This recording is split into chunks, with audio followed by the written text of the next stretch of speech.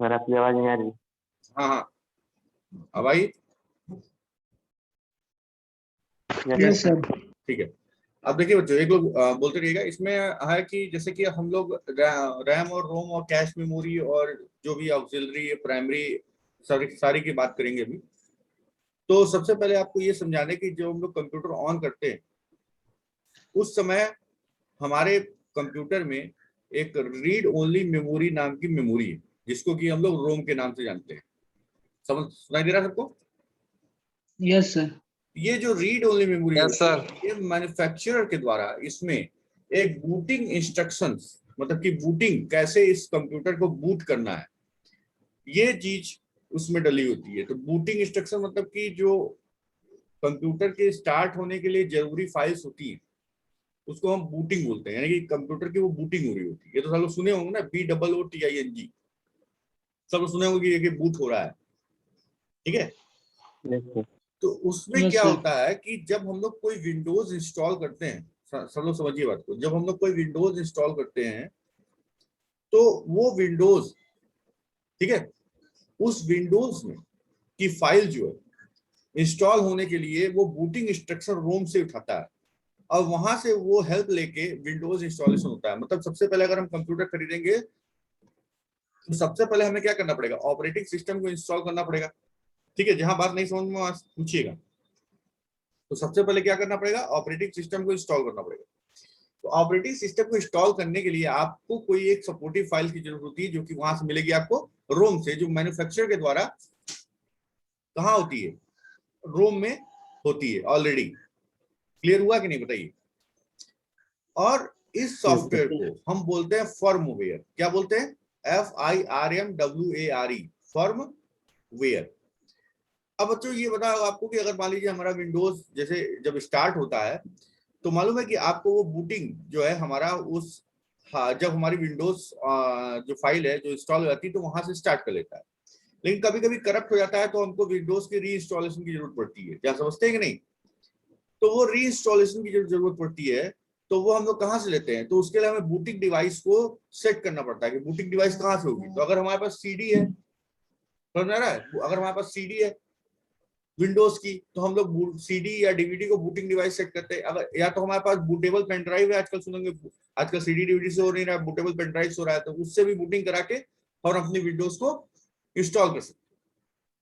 समझ में आ रहा है कि नहीं बताइए? Yes sir. अब इसके बारे में थोड़ा सा ये समझिए कि इसका मैटर क्या है। अब जब ये है, हाँ सनी बताइए।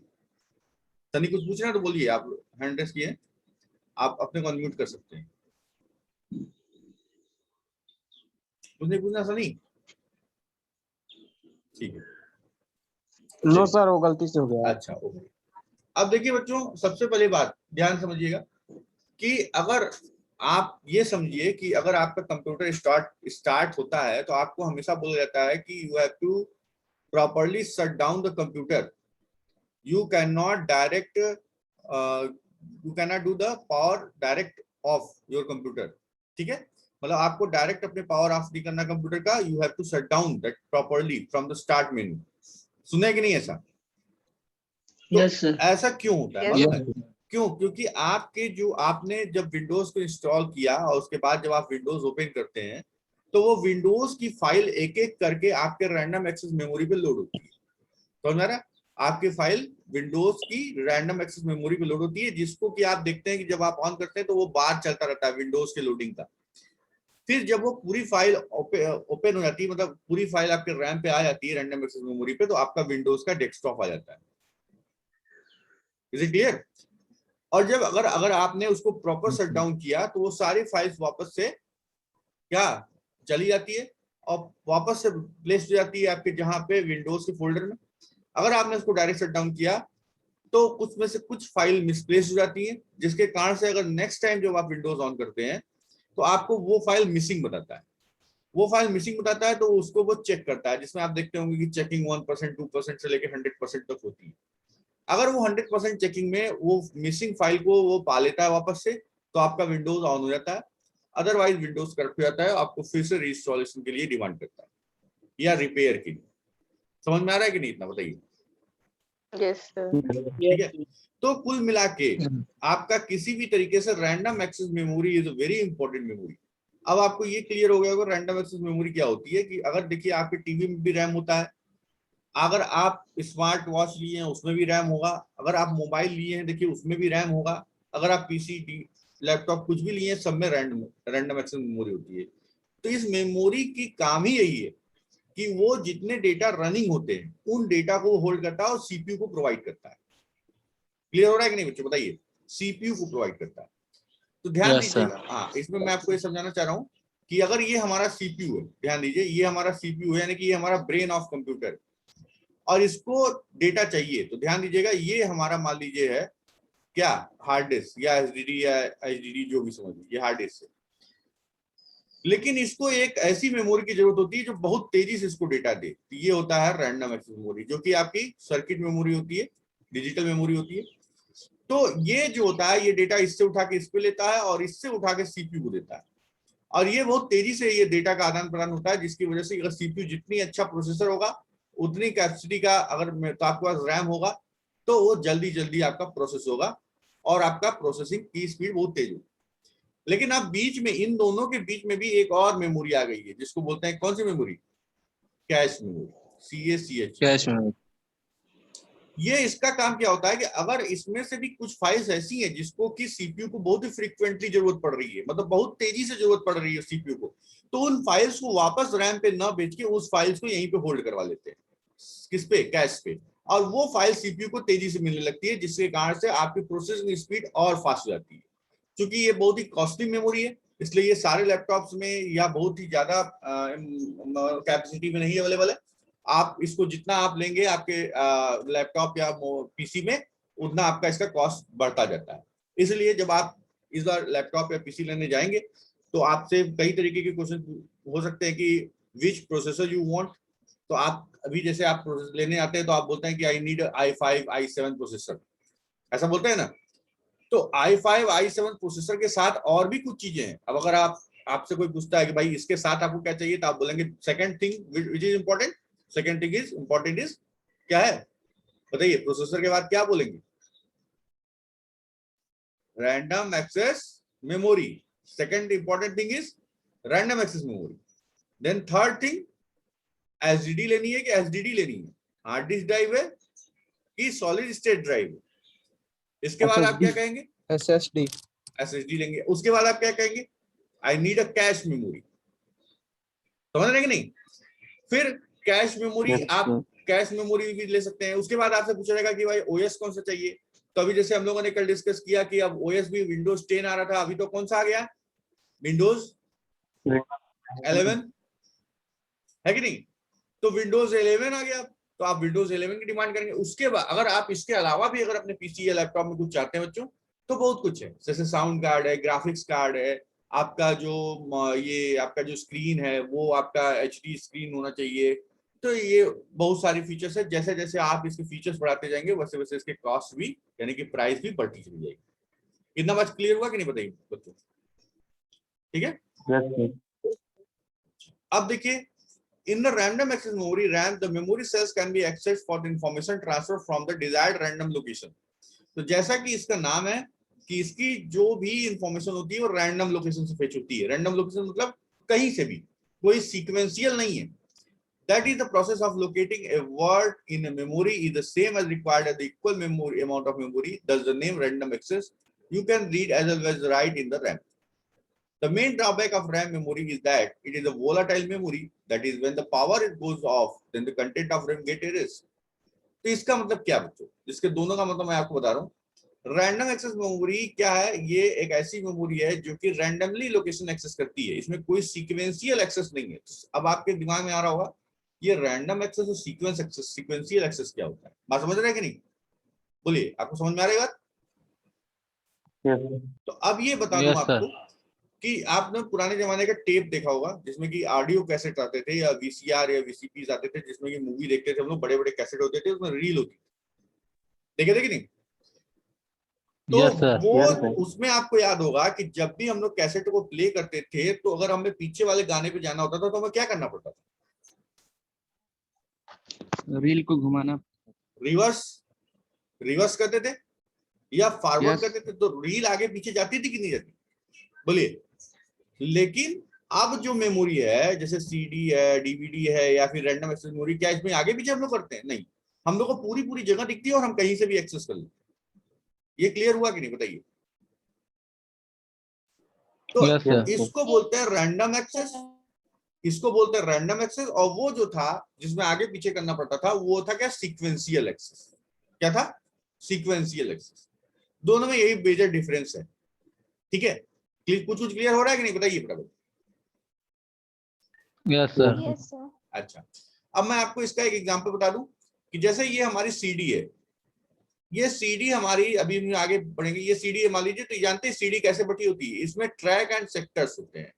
आप ये देखिए, जैसे ये मैं ऐसे बांट रहा हूं ना, ये जो है क्या है, ये जो गोल गोल है सर्किल में, ये ट्रैक है, जैसे ट्रैक 1, ट्रैक 2, जैसे ऐसे। और ये जो है, ये इस तरीके से है, इसको क्या बोलते हैं? क्या बोलते हैं बच्चों? सेक्टर्स। तो अगर यहाँ पे कहीं डेटा लोकेटेड है, तो यहाँ पे आपका एक टेबल होता है, उस टेबल में लिखा होता है कि किस ट्रैक पे और किस सेक्टर में डेटा है आपका। तो जैसे आप सीडी डालते हैं अपने सीडी प्लेयर में, ध्यान दीजिए बच्चों क्या बता रहा हूं, जैसे आप अपने सीडी प्लेयर अपने सीडी में डालते हैं, तो वहां पे सीडी जाते ही नहीं ओपन हो जाती है, उसकी लाइट हल्की हल्की ब्लिंक करती है, देखें कि नहीं? हल्की लाइट ब्लिंक करती है किसी भी सीडी प्लेयर में जाने पे, ठीक। तो उस पर्टिकुलर टाइम को हम बोलते हैं सीक टाइम। क्या बोलते हैं? Seek time. इस टाइम में वो क्या करता है? उन्हीं ट्रैक और सेक्टर को रीड करता है कि कहां कहां पे डेटा है, और उन डेटा को वो आपको शो कर देता है। जैसे आप फोल्डर कर रहे हैं जिसको, या गाने कर रहे हैं, या मूवीज कर रहे हैं, तो वही डेटा आपको शो करता है, और आप जब डबल क्लिक करते हैं तो ओपन हो जाता है। समझ में आ रहा है कि नहीं बात, बताइए। Yes, sir. Yes. तो ये कुछ कुछ वैसे ही है। ये देखिए, सीक्वेंशियल एक्सेस तो है नहीं कि आप जो जाके एक एक आगे पीछे घूमेंगे। अब ध्यान दीजिएगा, अब इसको हम एक रियल लाइफ एग्जांपल से आपको कोरिलेट करके समझा रहे हैं कि इसमें सीक्वेंशियल एक्सेस और रैंडम एक्सेस में क्या अंतर है। जैसे अगर हम एक एग्जांपल दिए थे कि अगर आपका कोई फ्रेंड रहता है और किसी मल्टी स्टोरी बिल्डिंग में रहता है, तो एक तरीका है कि आप चले जाइए और पहला नंबर के फ्लैट पे जाइए, देखिए कि कौन है यहाँ पे, मेरे दोस्त का नाम लिखा है कि नहीं, नहीं है। दूसरे वाले फ्लैट पे जाइए, फिर तीसरे वाले फ्लैट पे जाइए, ऐसे करते करते आप 50 फ्लैट घूमिए, जिसमें वो आपका फ्रेंड मिल जाएगा, उसमें आप एंटर कर जाइए। ये क्या हुआ? एग्जाम्पल लिखिएगा मत इसको, ये क्या है? एग्जाम्पल है, सीक्वेंशियल एक्सेस। और अगर आपको बाहर वहां पे बोर्ड मिल जाए और उसमें लिखा हो आपके फ्रेंड का नाम, फ्लोर, फ्लैट नंबर, तो आप वहां देख के डायरेक्ट पहुंच जाएंगे कि नहीं, बताइए। Yes sir. तो ये आपका सीधा पहुंचने के लिए आपको किसकी जरूरत पड़ी? उस बोर्ड की जरूरत पड़ी ना। वो मेमोरी लोकेशन, उसको हम यहाँ पे आपके सीडी ड्राइव या किसी जगह पे ये रहता है हैश, जिसको हैश टेबल के थ्रू हम लोग एक्सेस करते हैं, ठीक है। तो ये आपका जो है एक कॉन्सेप्ट है रैंडम रैम और रोम का। और दूसरी बात आपको क्या ध्यान देनी है कि रैम जो है आपका वोलाटाइल मेमोरी है। वोलाटाइल का मतलब तो सबको क्लियर होगा। वोलाटाइल क्या होता है?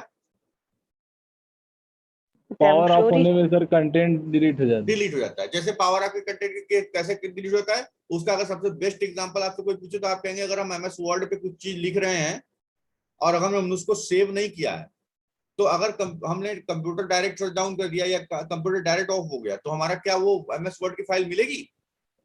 नहीं मिलेगी। नो सर, डिलीट, क्योंकि वो रैम पे ही थी हमारी, ठीक है। तो रैम पे ही थी। और आप देखते हैं एक चीज और बच्चों को बताए, जैसे आप रैम पे कोई चीज टाइप कर रहे हैं और फिर आपको वहां से उसको कट कर लिया, तो कट कर लिया तो वो कहाँ जाता है? क्लिप बोर्ड में जाता है। आपको याद होगा 9th में आप पढ़े थे, क्लिप बोर्ड में, CLIP, clip board. Clip board क्या है? टेम्पोररी मेमोरी लोकेशन है जो कि रैम पे ही होती है। और जब उस फाइल को कहीं पेस्ट करते हैं तो वो क्लिप बोर्ड से निकल के उस फाइल पे आ जाती है, लेकिन वो भी पूरी रैम पे ही रहती है। समझ में आ रहा है कि नहीं? और जब किसी चीज को आप सेव कर देते हैं तो वो पूछता है आपसे कि आप कहाँ सेव करना चाह रहे हैं, तो आप वहां पे मेमोरी लोकेशन का नाम देते हैं और वहां जाके फाइल सेव हो जाती है। क्लियर हुआ कि नहीं, बताइए। Yes sir. ठीक। अब ये देखिए, रीड ओनली मेमोरी जो है, इसको आप लोग ये कंफ्यूजन में मत रहिए कि ये वोलाटाइल है, ये नॉन वोलाटाइल है। मतलब इसमें भी जो डेटा रहता है वो परमानेंटली सेव रहता है। और ये कहाँ, ये क्यों बना है, मैंने इसको भी आपको बताइए। मैन्युफैक्चरर के द्वारा इसमें कुछ फाइल्स जो होती है वो राइट करके रखी जाती है, जो कि आपके विंडोज इंस्टॉलेशन के समय यूज होती है, जिनको हम फर्मवेयर बोलते हैं। और ये जो होता है रोम एक स्मॉल मेमोरी है जो कि मैन्युफैक्चरर के द्वारा ही लगा दिया जाता है। अब अगली हो गई कैश मेमोरी। कैश मेमोरी के बारे में भी हम लोग डिस्कस किए, आपको मैंने इसका कल वो पिक्चर भी दिखाया था। तो कैश मेमोरी किस लिए होती है? The cache memory is a high speed memory available inside the CPU in order to speed up the access or to data instruction stored in the RAM memory। तो ये मैंने अभी आपको समझाया कि रैम पे जो डेटा होता है वो रैम से सीपीयू पे डेटा जाता है, बार बार जाता आता है, उसको भी फास्ट करना है, उससे भी फास्ट करना है, तो क्या कर देते हैं हम? कैश मेमोरी यूज कर लेते हैं। तो कैश क्या होता है? रैंडम एक्सेस मेमोरी और सीपीयू के बीच में इंस्टॉल हो जाता है और वहां पे जो डेटा हमें जल्दी जल्दी चाहिए होता है वो कैश पे ही रोक लेते हैं, जिससे कि हमारा डेटा स्पीड अप हो जाता है। समझ आया इतना बच्चों? बताइए। Yes, sir. ठीक है। Yes sir. हाँ, अब देखिए इसमें ये हो गया। अब इसमें हो गया द स्टोरेज यूनिट, यानी कि आपका secondary memory device. Secondary memory device किस लिए काम आती है? जिसमें कि हमारा डेटा परमानेंटली सेव होता है, उस डिवाइस को हम क्या बोलते हैं? Secondary memory device. अब secondary memory device permanently data किस किस पे सेव होता है? परमानेंट बताइए। पहला तो है हमारा हार्ड डिस्क, और ये वोलाटाइल होता है कि non volatile? Non volatile. Non volatile. Non volatile. हाँ, वेरी गुड। अब ये हार्ड डिस्क होता है। हार्ड डिस्क में क्या होता है? इसमें मैग्नेटिक ट्रिप होती है। तो the hard disk memory stores information in one और मोर प्लेटर्स और डिस्क। जैसे मैंने आपको दिखाया था, आपको याद है कि मैंने आपको डिस्क दिखाई थी फ्लॉपी वाली, है कि नहीं? Continuously spinning. देखे थे सब लोग कि नहीं देखे थे? फिर दिखाएं, बताइए। सर एक बार वापस दिखा दीजिए। देखिए फिर मैं दिखा रहा हूँ।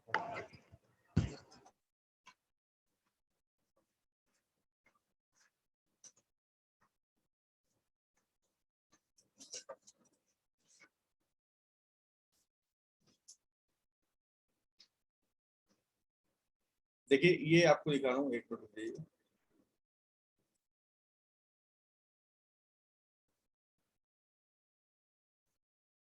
देखिए ये आप देख रहे हैं, ये डिस्क दिख रही है आपको? Yes sir.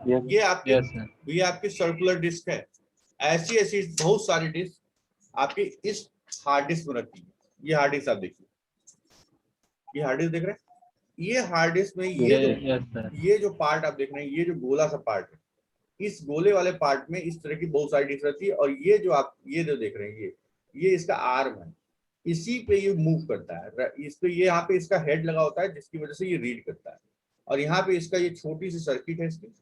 ये आपका जो SSD आ रहा है, अब जो सॉलिड स्टेट ड्राइव, इसमें ये पार्ट नहीं होता है। ये जो पार्ट है ये नहीं होता है, पूरा इस तरीके का रहता है, जिस कारण से इसमें मूविंग पार्ट नहीं रहते हैं और ये काफी लाइट वेट हो जाता है और ये काफी फास्ट हो जाता है। ठीक है, तो यही आपकी ये हार्ड डिस्क है। और ये जो हार्ड डिस्क है, ध्यान दीजिएगा, ये हार्ड डिस्क जो आपकी है, इसमें क्या करते हैं कि जो आपका जो डेटा होता है वो परमानेंटली सेव रहता है और सेफ रहता है, क्योंकि ये यूज हो रहा है। ये आपकी सबसे बढ़िया, आज तक की सबसे बढ़िया स्टोरेज डिवाइस है। मैग्नेटिक स्ट्रिप आज भी यूज हो रहा है। कहाँ यूज हो रहा है मालूम है? आप देखेंगे कि आपके ATM कार्ड के पीछे जो स्ट्रिप होती है वो इसी मटेरियल की होती है। ठीक है, और आप देखते होंगे कि वो स्क्रैच होने के बाद भी वर्क करता रहता है, काफी हद तक वो काम करता रहता है। और जो आज भी डेटा का बैकअप जो लिया जा रहा है, समझिए, वो भी आपके VCR या DVD या CD की तरह, वो जो VCR जो आते थे, VCR के कैसेट या जो ऑडियो कैसेट आते थे, उस पे अभी भी डेटा का बैकअप लिया जा रहा है। समझ में आ रहा है बच्चों की नहीं? बताइए। Yes sir. तो इसमें जो है हमारा हो गया, आप ये समझ गए होंगे। तो ये आपका हार्ड डिस्क हो गया। अब हमारा है कॉम्पैक्ट डिस्क या CD DVD। तो इसके बारे में भी आप लोग बहुत अच्छी तरह जानते हैं बच्चों। कॉम्पैक्ट डिस्क CD DVD, अब आप बहुत आसानी से आंसर दे देंगे कि इसका इन्वेंशन से क्या फायदा हुआ। CD या DVD के इन्वेंशन से क्या फायदा हुआ, कोई बता सकता है हमको? बताइए। कोई नहीं? मेहरबान। क्या सर? CD या DVD क्यों इन्वेंट हुआ, क्या फायदा हो गया?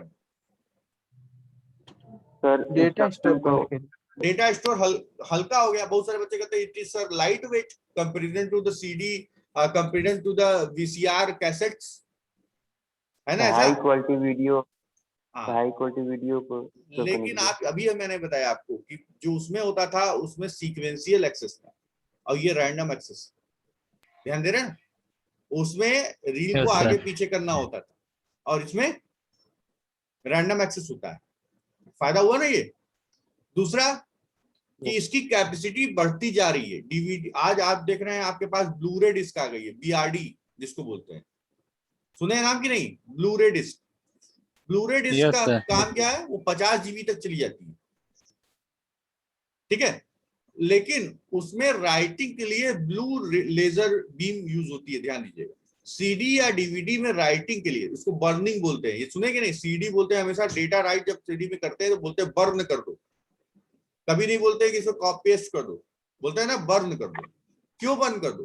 क्योंकि उसमें छोटे छोटे बिट्स होते हैं, उसमें लेजर बीम के थ्रू डेटा को बर्न किया जाता है, राइट किया जाता है लेजर बीम के थ्रू, तो उसमें रेड लेजर की यूज होती है सीडी और डीवीडी को बर्न करने में, यानी कि सीडी और डीवीडी को राइट करने में। लेकिन जब हमारी डेप्थ ज्यादा होती है, मतलब ज्यादा डेटा कैपेसिटी वाली डिस्क होती है, यानी जैसे ब्लू-रे डिस्क, तो उसमें ब्लू लेजर बीम की जरूरत होती है। समझ में आ रहा है कि नहीं? बताइए। Yes sir. सबको क्लियर है इतना चीज? Yes sir.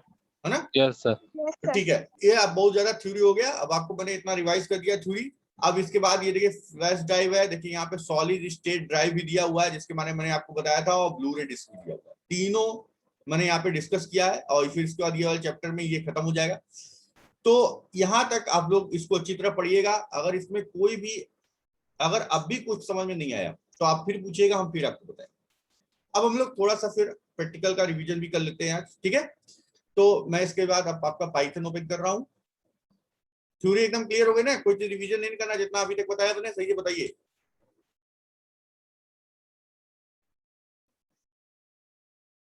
नहीं बोलेगा कोई? नो सर, हो गया है सब। अच्छा, अब देखिए, वेरी गुड। अब ये आ गया, मैंने पाइथन ओपन किया। अब मैं इसमें जाता हूँ, फाइल में जाता हूँ, न्यू कर लेता हूँ।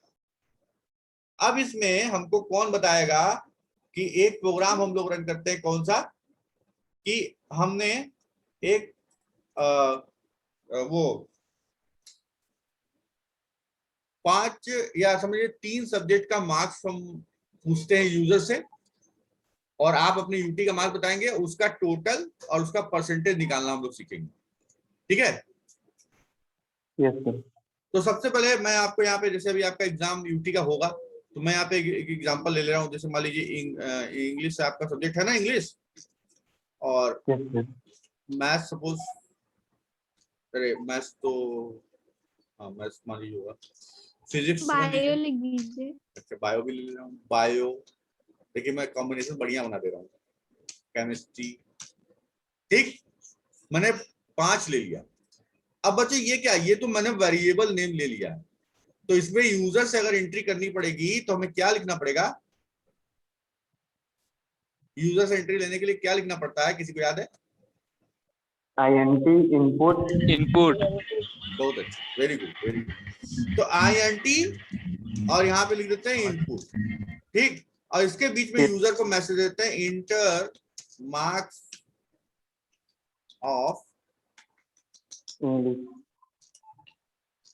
मार्क्स ऑफ इंग्लिश, ठीक, डबल कोटेशन 1 2 ब्रैकेट। बच्चों एक बात और ध्यान दीजिएगा, अगर हम यहाँ पे फ्लोट कर देंगे तो क्या होगा? क्या हो जाएगा? Decimal में सर वैल्यू है. बहुत अच्छा, वेरी गुड। अब देखिए, एक मैं नया चीज भी आज आपको बताऊंगा, इसको मैं पेस्ट कर दे रहा हूँ बच्चों। देखिए सब में मैं यही चीज, सेम चीज पेस्ट कर दे रहा हूँ, फिर हम लोग इसको चेंज कर देंगे, ठीक। अब यहाँ पे सबका खाली नाम चेंज कर देते हैं। जैसे यहाँ पे लिख देते हैं मैथ्स, यहाँ पे लिख देते हैं फिजिक्स,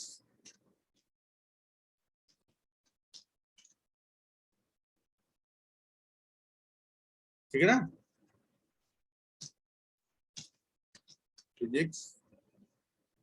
फिर क्या लिख देते हैं? बायो,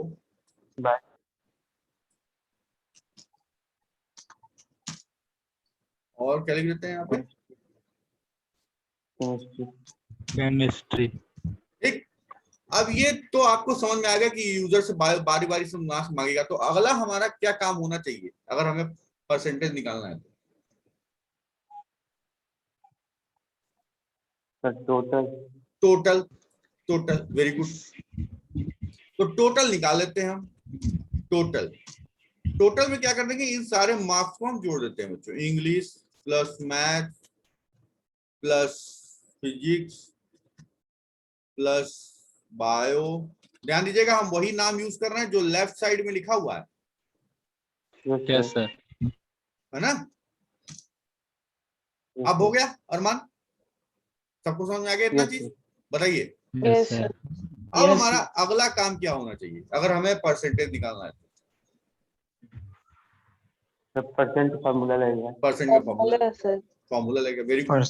तो हम यहाँ पे क्या करते हैं, देखिए बहुत सारे बच्चे क्या करते हैं, परसेंट का साइन लगा देते हैं। परसेंट का साइन तो यहाँ क्या होता है, एक ऑपरेटर होता है जिसका नाम क्या है, मॉडुलस। मॉड्यूलस उसका काम Modulus. क्या है, रिमाइंडर। रिमाइंडर। तो उससे कोई मतलब नहीं है, आप निकाल के परसेंटेज साइन लगाने का तो नहीं निकलेगा, मालूम है ना। तो यस सर। यहाँ पे लिख देंगे पीईआर, मान लीजिए सपोज हमने पीईआर नाम का वेरिएबल लिख दिया, तो उसमें फॉर्मूला क्या लिखेंगे, टोटल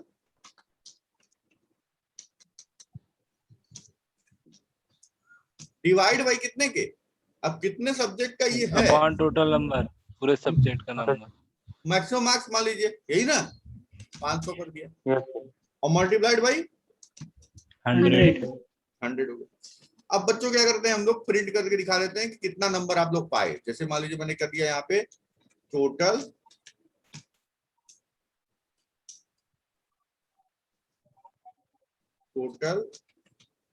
मार्क्स ऑब्टेन्ड, यही ना, और यहाँ पे हो Yes, गया sir. कॉमा टोटल हो गया।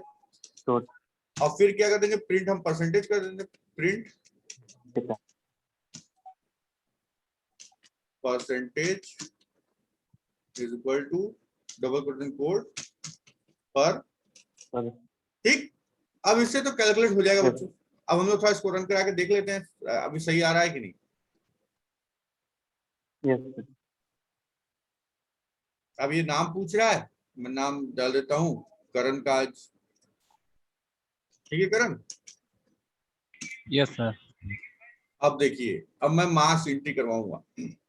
अब जो बच्चे सबसे अच्छा पढ़ेंगे उन्हीं का मार्क्स एंट्री होगा। आज जो है रोहित बोल नहीं रहा है, रोहित माइक सही है ना, तो रोहित का मार्क्स एंट्री होगा। Yes, sir.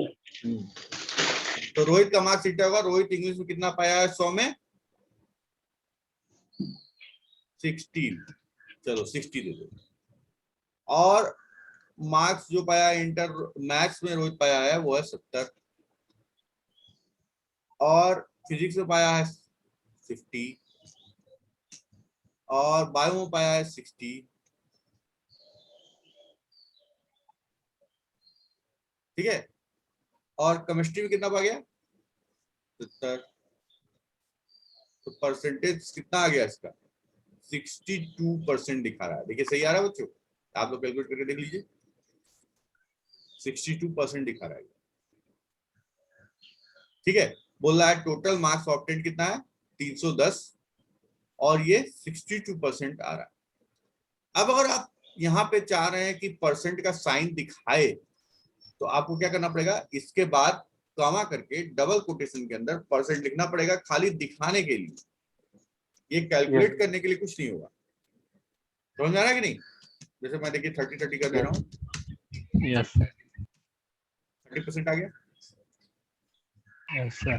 ठीक है। अब देखिए Yes, sir. इसमें एक चीज मैं आपको नहीं बता दे रहा हूँ बच्चों, आज ध्यान दीजिए। अब इतना तो आपको सबको आ ही गया होगा, इतना है ना, कोई डाउट तो नहीं इतने में। अगर कोई भी कोई प्रोग्राम आएगा आप कर लेंगे। देखिए आपके ओटीबीए गया होगा आपके Yes, पास, sir. उसमें मैंने एक नया प्रोग्राम डाला हुआ है, देख रहे होंगे आप, डॉलर से रुपीज में कन्वर्जन। तो जो भी डॉलर की प्राइस चल रही होगी उसके हिसाब से कन्वर्जन का फॉर्मूला यहाँ पे लगेगा। जैसे 70 रुपए डॉलर, 70 रुपए के हिसाब से। समझ में आ रहा है कि नहीं बात। Yes, Yes, sir. sir. अब देखिए मैं यहाँ पे एक चीज बता दे रहा हूँ। अब बताइए, अगर कोई बच्चा 30% के ऊपर पाता है तो उसका पास प्रिंट हो जाए, उसका रिजल्ट पास। और अगर कोई बच्चा 30% के नीचे पाता है तो उसका रिजल्ट प्रिंट हो जाए फेल। Fail. तो उसके लिए हम लोग क्या करते हैं बच्चों, एक यहाँ पे लगता है कंडीशन इफ क्या करने के लिए होता है, ये चेकिंग करने के लिए होता है जो आप कहेंगे।